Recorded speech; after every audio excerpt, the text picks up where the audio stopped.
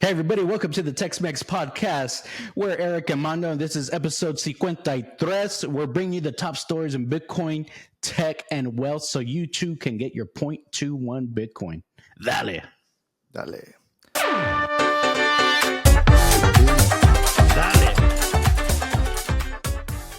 Man, there's a lot of things happening in Bitcoin. Guess what? I know, right? We have a rat. There's a rat in the house. There's a rat in the house. What's going on? Who's a rat?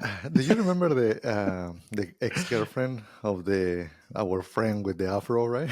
SBF, Sam Bankman-Fried? Yeah. Oh, yeah, Yes. yeah. They were a cute couple, weren't they?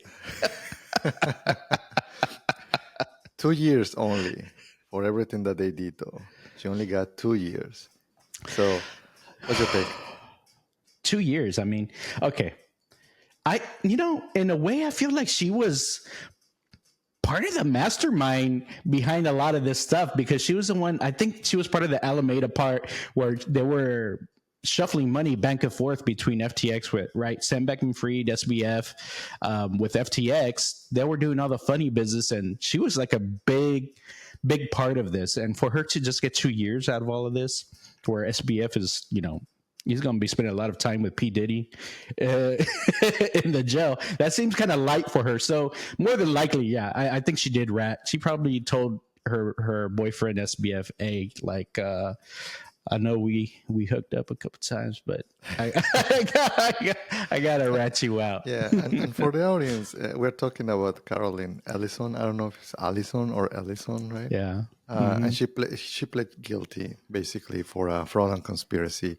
So I think that she got a deal with the feds and like, hey, I'll tell you all of the ins and outs of what happened, and I'm just gonna get 2 years. So I think that maybe you might be right. She's the mastermind behind all of it is.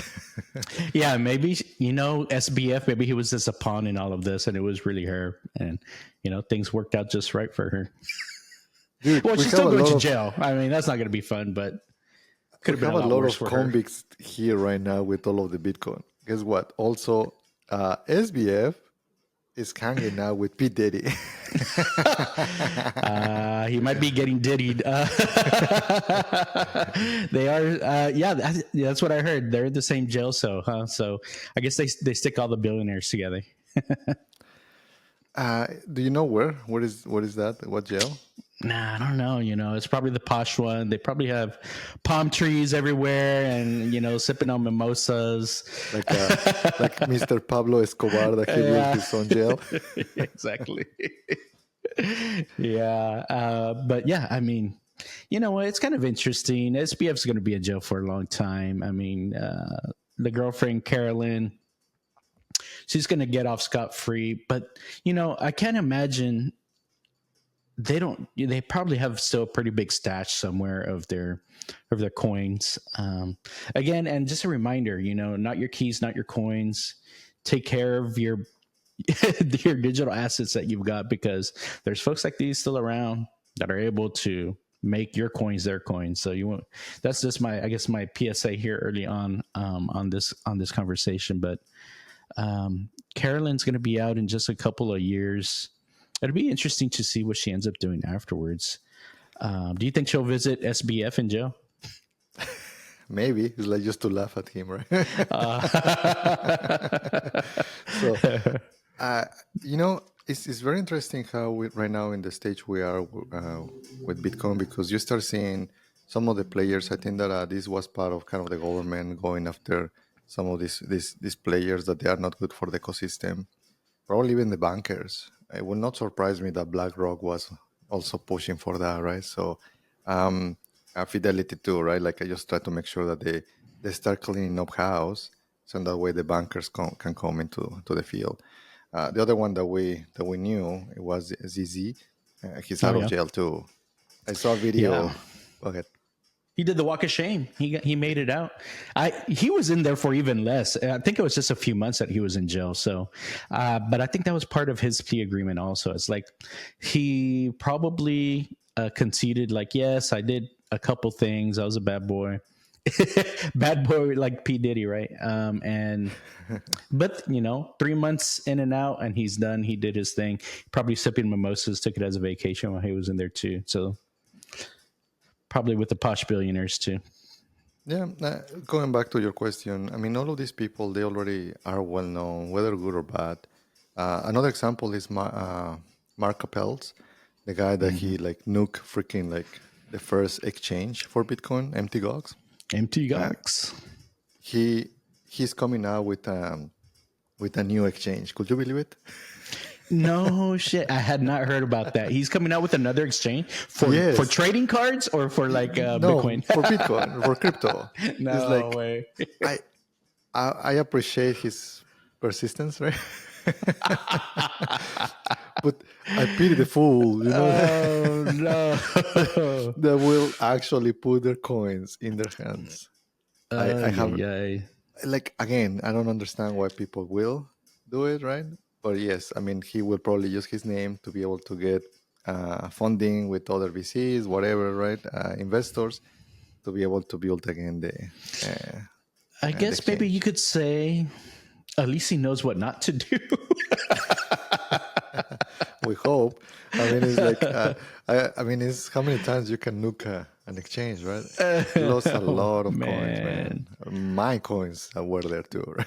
Yeah, and for those that don't remember about the whole MTGOX law, right? This was one of the biggest ones, the earliest ones, the first big ones, exchanges that really, really gained a lot of steam. And people, when this went down, everyone assumed that's the end of Bitcoin. So, like online and Reddit on the social medias, you see a lot of things like, "Oh, he's an early Bitcoiner.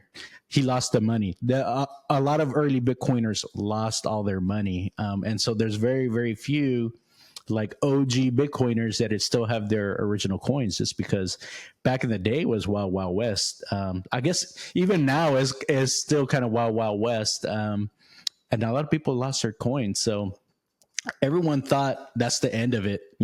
Empty cogs went down, price went down, the whole industry took a big hit.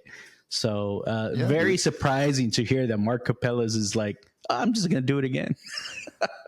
uh, it messed it up with the mindset of a lot of people, though, including me, because in some points, like, what the heck, all of this is like you cannot trust in anybody, right? So yes, Mm-hmm. and that's the reason why we insist that making sure that you have your keys, you don't have the coins, right? um, putting on the exchange, and that's what happens. Doesn't matter if it's Coinbase, doesn't matter if it's Square, PayPal. They are companies, Mm-hmm. right? They are not yours. Um, and then people they stop kind of buying Bitcoin. It's like because you didn't know, and that's actually when one of the best times because some of the coins were in $150 that easily you just can buy it, right? And again, Mm-hmm. we early Bitcoiners, it has been already a couple of years that we were on the industry. But Mm-hmm. with that, it was a big debacle because literally you just lost everything, right, that you had on the exchange. So, and not just that, it was a sequence of very short time. You have empty GOX, you have BTCE, and then you have CryptC, if I remember, those three, like in the lapse Mm-hmm. of, I don't know, 2, 3 years. So, like, what the heck, right? So, literally almost not trading. But yeah, I feel that that was a big hit for all of the early Bitcoiners. Yeah. So it's really interesting to see, SBF, FTX ended up being even bigger, right? And the thing with SBF and FTX and this Carolyn Ellison, the rat, they got other people to like trust them and be involved. Like back when it was MT Gox, it felt like it was just the Bitcoin community essentially that got hit. But here with FTX, they were dealing with politicians, they were dealing with celebrities, they were dealing with other governments. It was just like super big, and it still happened, and it still went down. It's pretty crazy. And one of the things that I did, the reason why I also was in FTX is because they had options. So they had options in Bitcoin and they have options in Ethereum. But something was iffy when I was trading. I can tell that they didn't have liquidity, and it's fine because again it's a new exchange and not everybody was there. But literally, you could not get out, and that was weird. When I knew that there were literally other contracts, they were between the strikes. Like, no, they should be able to kind of get out on this one. So I pull out my money. I said, this is weird. This is not like normal. And guess what? After a few months, they went belly up. So I trusted my instincts, and I knew that this could happen. That's Then right. I got out. But something that I'm missing though is options trading. Hmm. And guess what? Our friends from BlackRock, they are going after that market though. They are trying to accelerate with the SEC to be able to have options trading. So what's your take there? Man, that's awesome. Like, this is what we said. Like, we're still kind of early, right? We're A lot of people say, it's too late. I can't make money in Bitcoin. And Bitcoin is more than just about making money, right? There's a lot of other benefits just in terms of society and things like that. But for it to become mainstream and have like these financial institutions start trusting it and start using it, you need to introduce these financial instruments that current investors are already using and already doing. So that's what BlackRock sees here. They're like, okay, we're maturing the products, right? We're giving investors the tools that they need to invest themselves and invest for their clients and things like that, right? So this is kind of just one of these first steps that we're seeing. Again, we said we need to provide these tools, these financial tools and investment tools for customers, and it'll start growing from there. So I think it's a really good sign. Hopefully, working with the SEC, they can get through this and set all the rules up so that we don't get in a weird situation. Because I think recently they were saying the Coinbase holds a lot of the or Coinbase holds the Bitcoin for BlackRock, right? And so they were saying that Coinbase is doing funny business with paper Bitcoin, basically, moving Bitcoin around that they don't really have, or loaning it to other people, or moving it to different accounts when they're not supposed to be doing that. So I think that's pretty cool. BlackRock did say they implemented some extra rules for Coinbase to make it so that Hmm. they can't do that, even though it's Yeah, already legal. There's some extra checks that they put into place. Did you hear about that too? yeah, and I feel that they have to.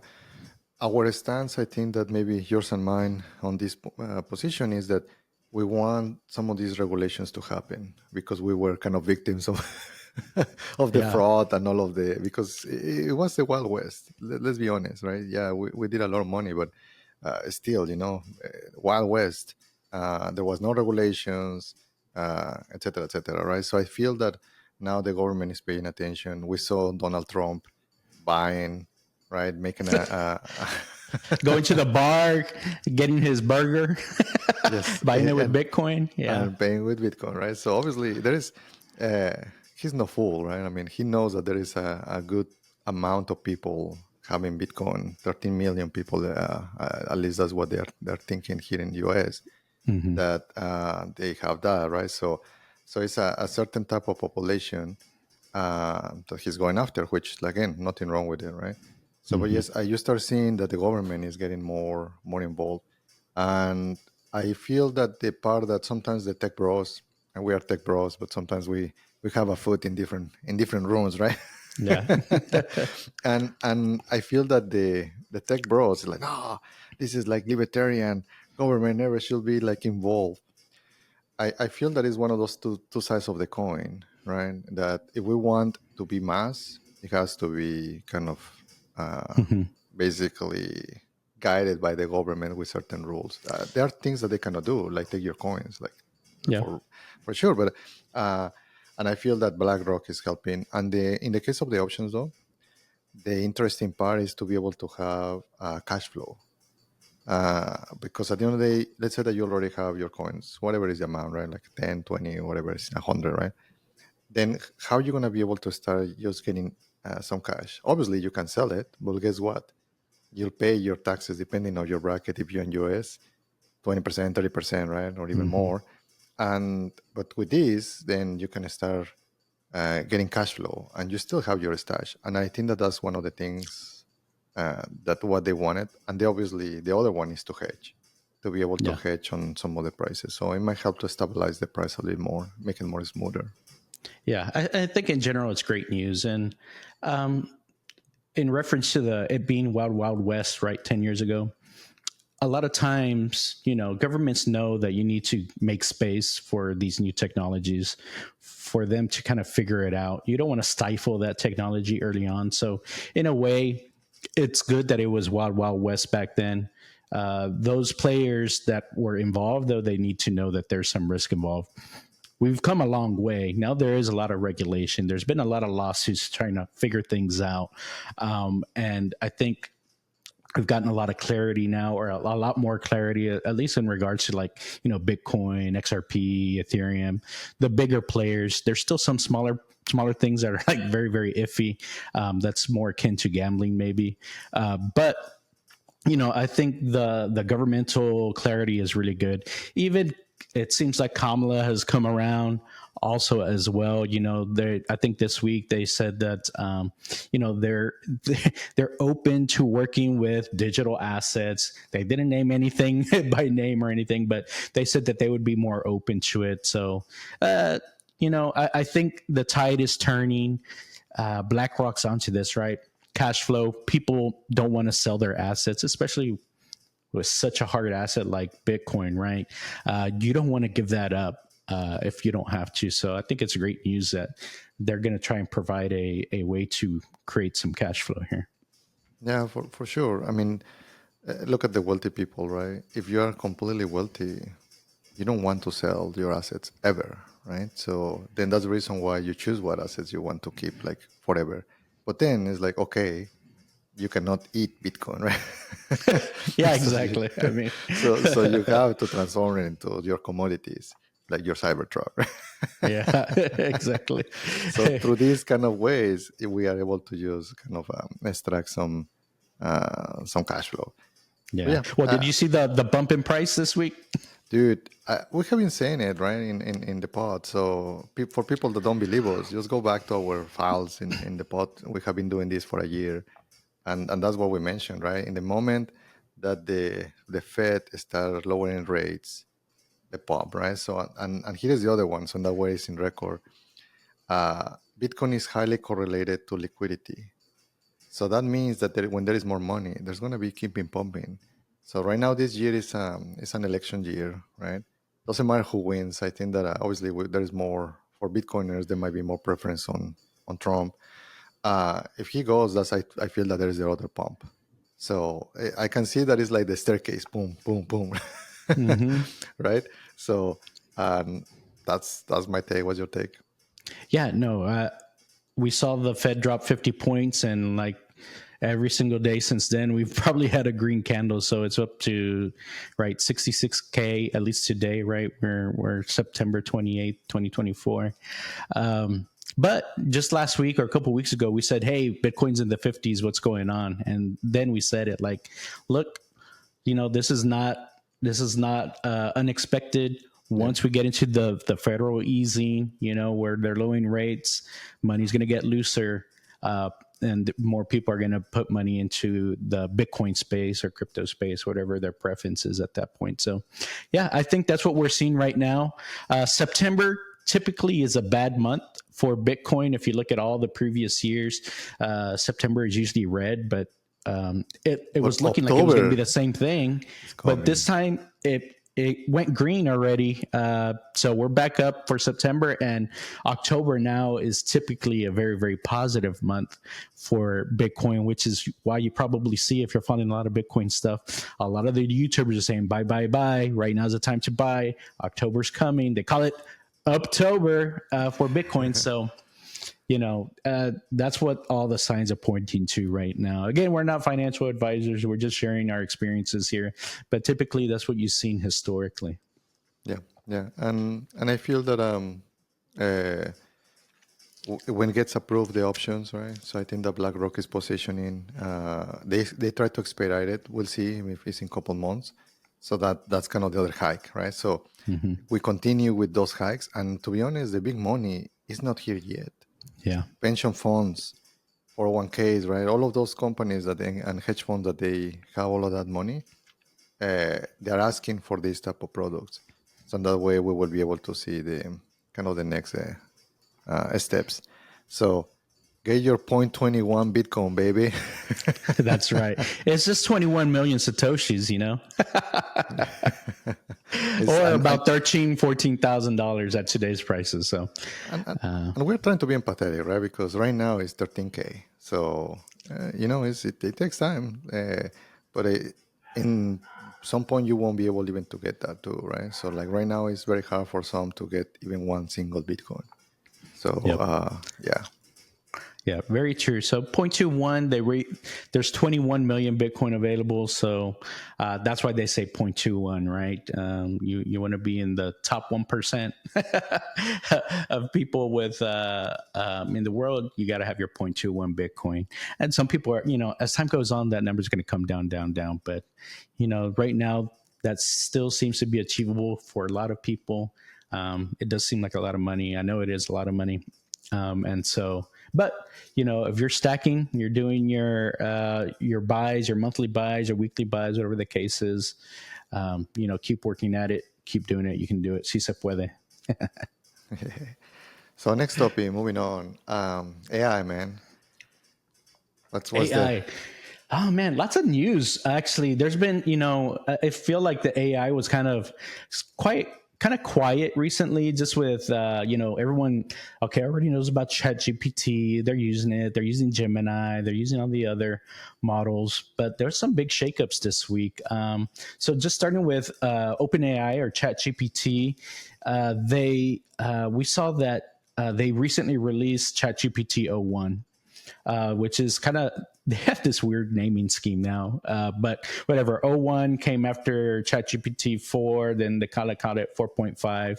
But ChatGPT 01 is what the code name was, Strawberry. And if y'all remember a while back ago, once we saw the shakeup with the executives, and we mentioned there was this Q star, Q star ended up being like a real thing. And that's basically what Strawberry was. So internally they called it Q Star. Now then it became Strawberry, which is now publicly known as ChatGPT 01. And it's really smart. It has they added some like logical reasoning to it, so it's able to think through problems a lot more thoroughly. Have you had a chance to use it?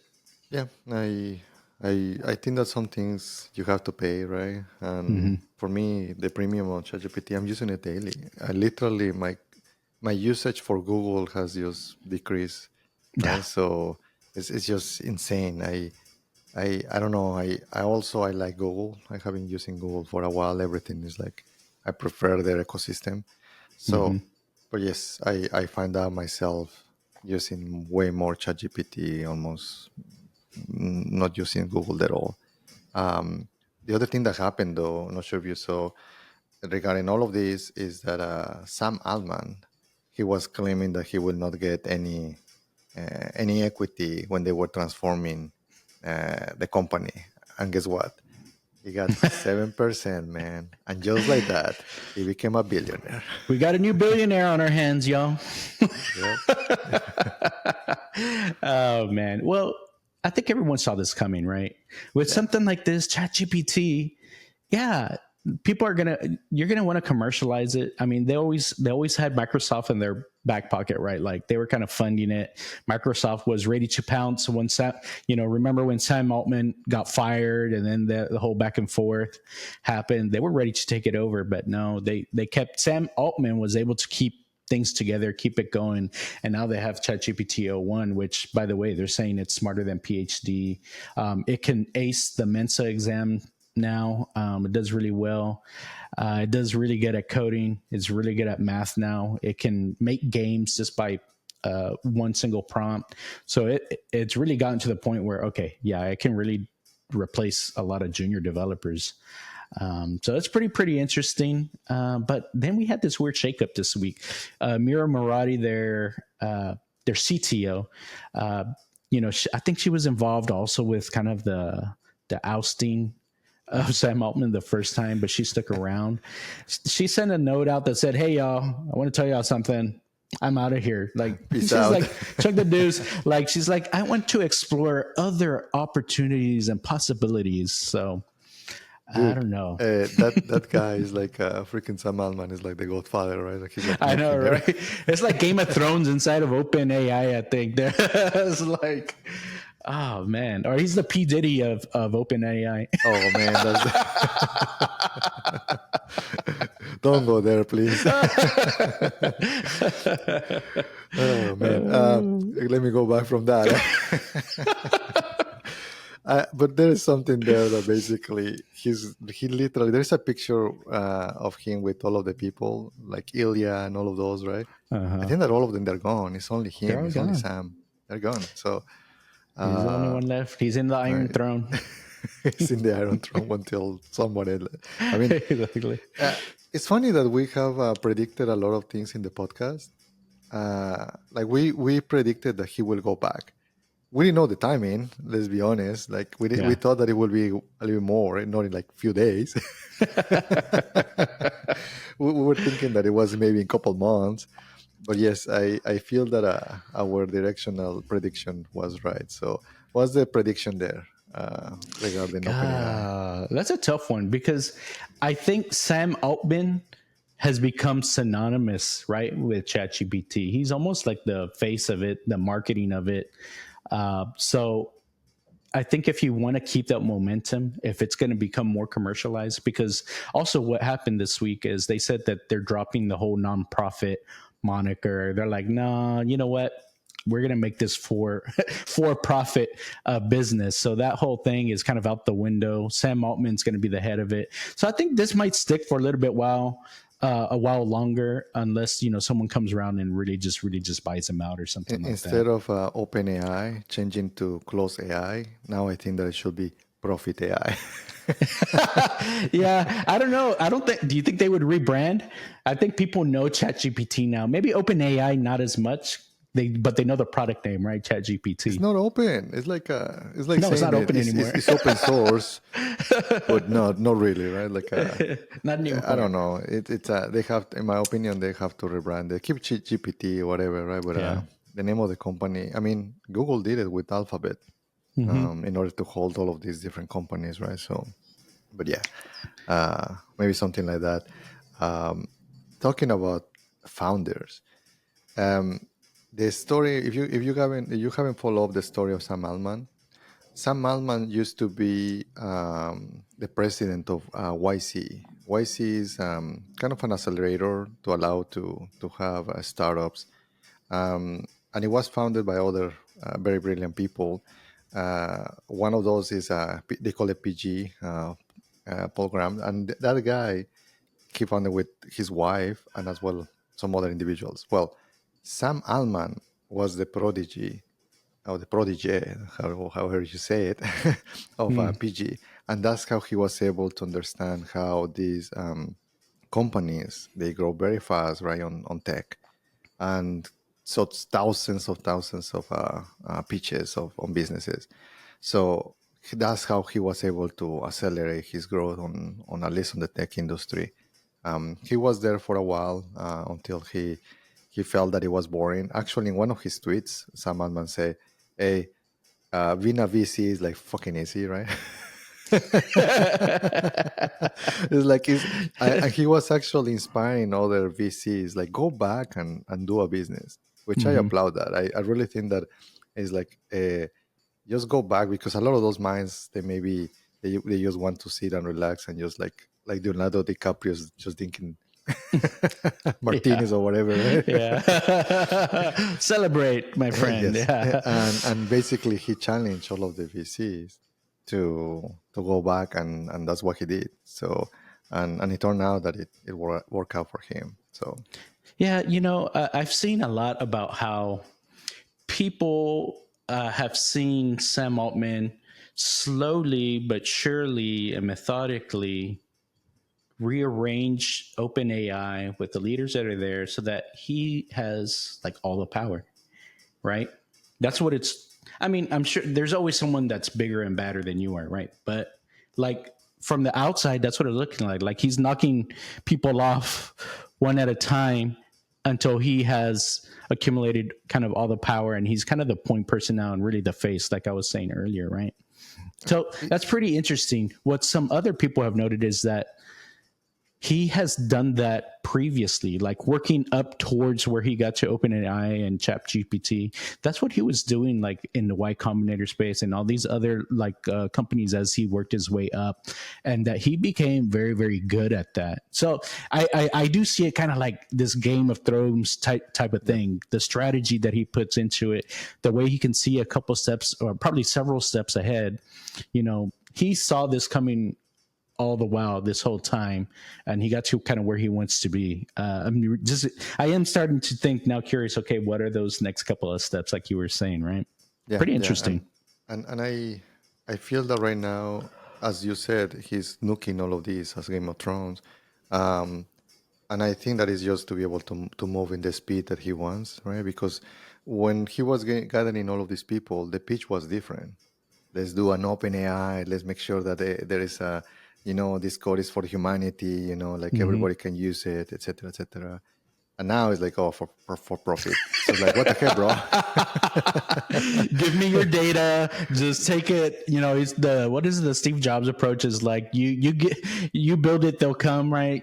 Yeah. In this case, or Google, don't be evil, right? Like Right. that was kind of the dogma inside of Google back in those days because they had a lot of information, right? So, and that's the reason why I feel that all of these people, that was not their original pitch, and that's the reason why they were pushing back. So I feel that it's natural for his team to just say, "Hey, bro, like that was not what we intended to do originally." But I think that also CEOs have a hard job. They might be seen like, oh, they are the people that they're calling the shots. It's not true. It's the board. It's literally, and if it's a public company, it's literally then everybody that is behind all of these companies. That's the reason why they can fire, in this case, even Sam Altman, or back in those days with Steve Jobs, right? So, and I feel that in some point, if Elon is not careful, they might do that to him too. But again, and because something that people don't realize is that when they start going into being a public companies, they only keep like maybe 15, 16 is the average of ownership of their companies. So they don't keep the majority. That being said, yes, they're still going to be owners, but they will not call the shots, right? They can be fired of the position of the CEO. Yeah, so it's pretty interesting. Sam Altman ended up they gave him 7% equity of a $100 billion company. It's not a bad turnout for him. Not at all in the short amount of time, right? So it's like very, very good. But yeah, I think that the other thing that came out though on the news now, imagine, because there is this news has been around some of these kind of conspiracy theories that they are building an Iron Man suit, the U.S. government, right? It's like all the Marvel movies are like, yeah, they predicted all this stuff, right? I mean, those guys, and maybe I don't know, it's maybe a self-fulfilling prophecy that the authors and the writers, they are very creative, and suddenly maybe the people that they're reading those books or those comics, like, man, that's a good idea, like how I can make a freaking Iron Man suit. Right? Well, probably somebody. I want to meet the person, right? Like that is in the army. Is like, hey, we need to build an Iron Man suit, right? Pitch it to your boss and to the general, and everybody's like, must have been good. Shaking their heads, like we and obviously the code name has to be Iron Man. Right? I know, right? That's a lot of fun. I mean, I bet that's cool. That'd be fun. Anyways, imagine now with Tesla coming up with all of the kind of his robot, right? And it's gonna be only like 25K by 2026 if they actually are having one for military use. And now with all of the AI, and you start seeing freaking singularity, right? Yeah. I think all of this is coming together at the right time. Like, I think people see, okay, we're getting to the point where singularity is coming quicker than expected, right? A lot of people thought 2045. Now that seems like 20 years. No, it's going to be a lot sooner than that, right? At the rate that OpenAI and all these other models are moving, I mean, it's really a matter of time. So the hardware has to catch up, right? So now we got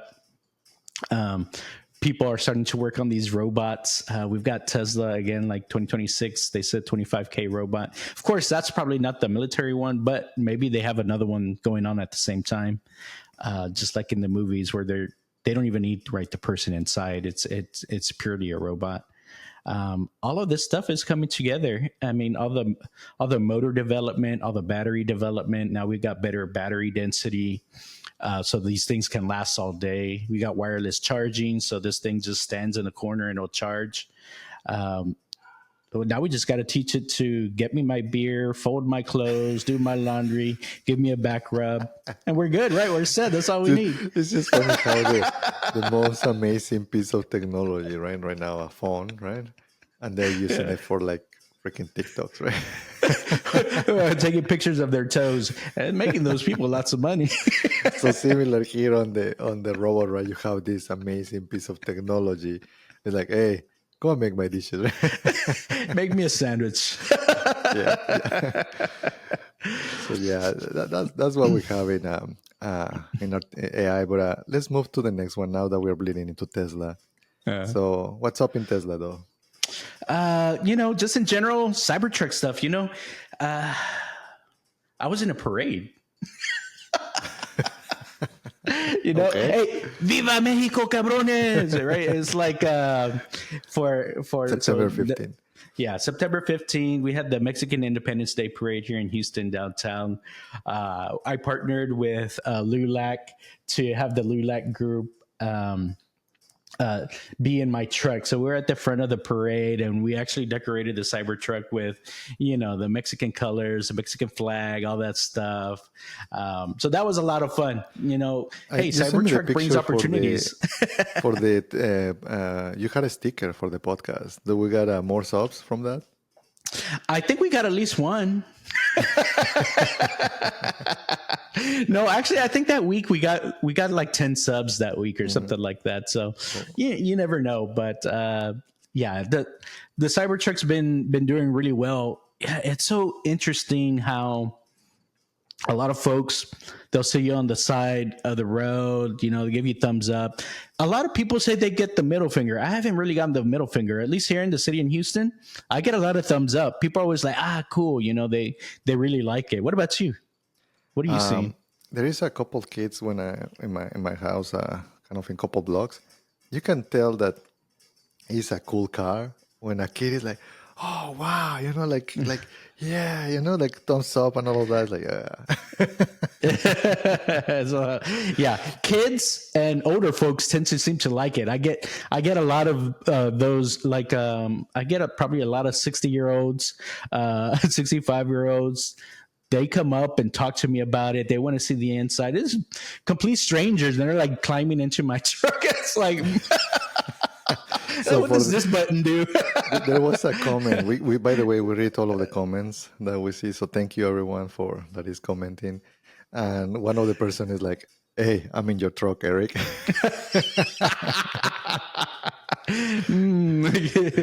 That's funny. Was it to you or me? Hey, I don't know.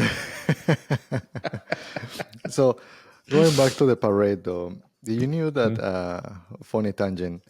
The September 15 was not the day for the Independence Day. Actually, Porfirio Diaz, he changed it because it matched, I believe, his birthday. He's like, no. We're gonna put it together. We're celebrating my birthday.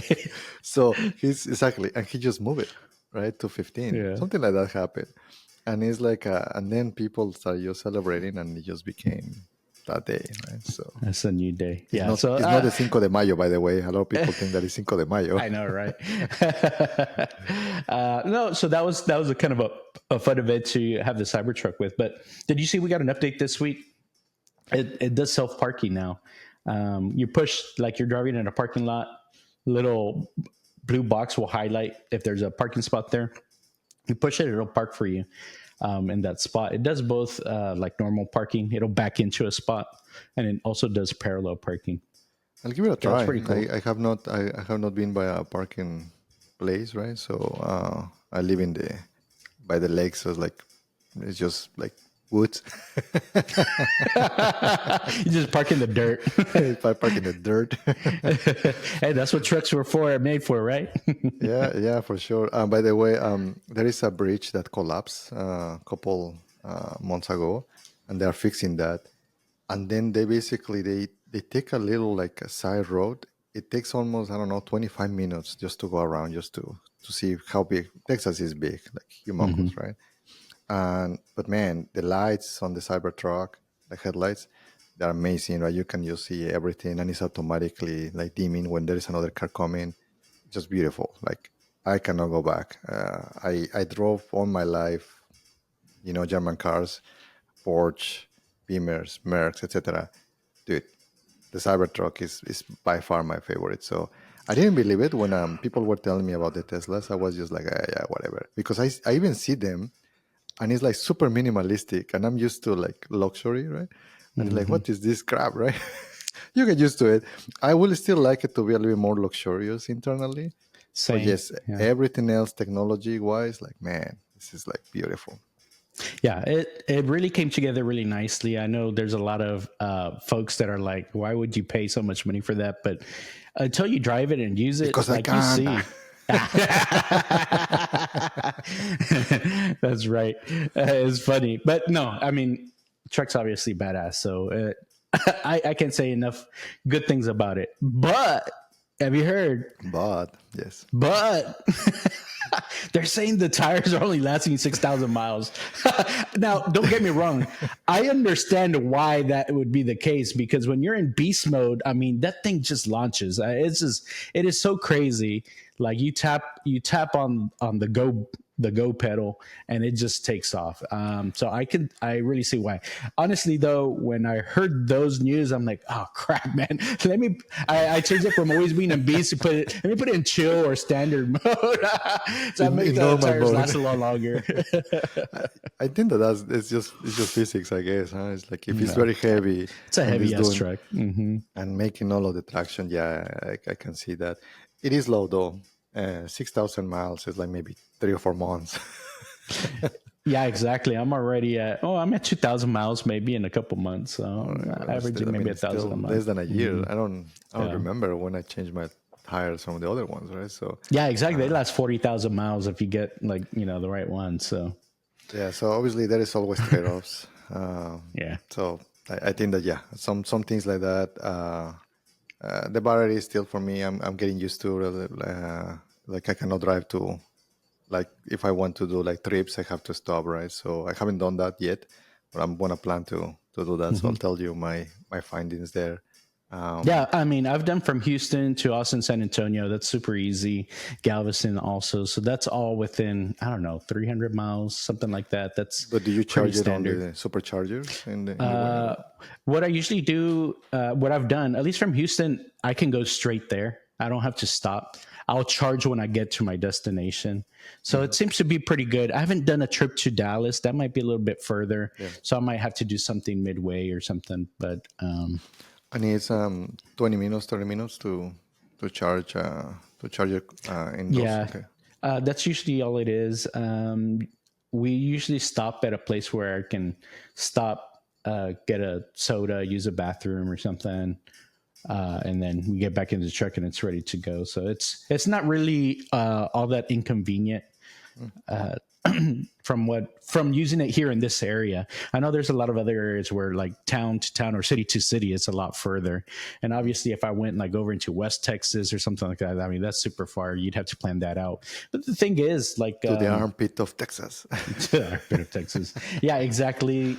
It would be the good thing is when you put in your destination, like on the navigation GPS thing, it tells you like exactly where to stop and it just routes you that way. It's like, okay, you're going to need to charge here, you're going to charge here, and it just does it for you. There's not like anything you have to necessarily figure it out or anything. You just follow the GPS. So it's not bad.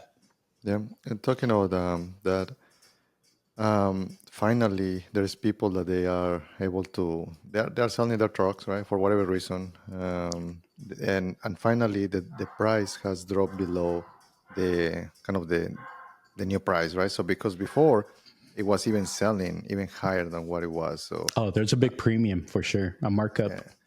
so that markup is just going down now. You start seeing some people selling it for way less, right? So what do you think about that? Well, it was about to happen, right? The whole scarcity thing is not as much anymore. I think the deliveries that Cybertruck or that Tesla's doing now, they've got a ton of more deliveries. Their supply chain is ramping up. So I think that's it. A lot of people, though, bought these hybrid trucks to try and flip them too. So I think that has something to do with it too. There's some folks that maybe were putting it on Turo to try and rent them out. A lot of people ask me, "Oh, is this your truck or are you renting it on Turo?" So I mean, I think that's like that's something that a lot of people maybe have done, is bought it to rent out and things like that. So I think maybe that's part of it. It's becoming. You see them a little bit more. I wouldn't say that you see them all the time anymore, but I'll see a couple Cybertrucks a week now, outside of mine. Interesting.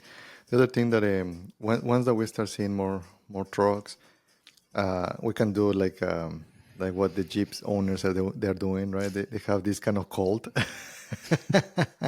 They have these signs like the bikers do, right? So and they have this thing called the Jeep docking. So we have to find something for the Cybertrucks. We leave something because it's like for the Jeep owners they have this plastic dock, like the ones that you put in your bathtub. So and then they just dock people, right? Like Jeep docking. So we have to find something like that on Cybertrucks to start. What would be a good thing? I don't even know. Maybe we do a Tech-Mex sticker. We give all of them Tech-Mex stickers. Welcome to the Tech-Mex Podcast. That would be funny, though. Like, what the heck are these I don't guys? know where that started. Who knows? That's a good idea. Anyways, with that, I think that we have a good one, man. Yeah, I think we did good today. You know what? I want to remind you to like, subscribe, and comment. We do love to hear from you. We do read all the comments. It does give us ideas. It does give us a chuckle. So we really appreciate it when y'all take the time to do that. Also, Bitcoin price is going up. So if it's been a while since you've seen our viral Bitcoin all-time high meme remixes, go check them out. We got a couple of them just to get you in the mood. We'll probably just around the corner from getting another all-time high. We'll probably hit 74K soon, and then up 80K, then 100K soon after that. So check them out. I think that's all we got for today. Dale. Bye.